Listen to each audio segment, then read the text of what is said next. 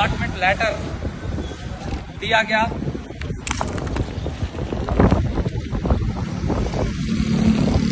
ये allotment letter दिया गया कि आप जाएं। मैं 1 करोड़ रुपए दे चुका हूं।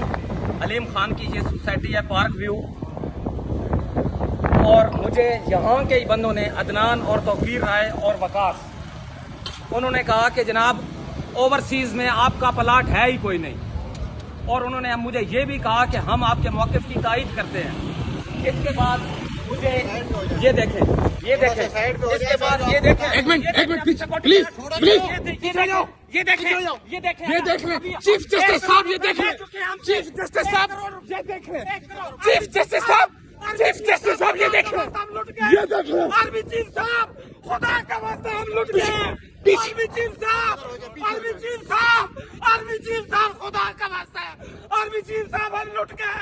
1 करोड़ रुपए मैं दे चुका हूँ, 1 करोड़ रुपए मैंने दिए, और मुझे ये प्लाट दिखाने के लिए गए तो कहते प्लाट है ही नहीं। ओ खुदाया मैं कहाँ जाऊँ, ओ खुदाया मैं कहाँ जाऊँ।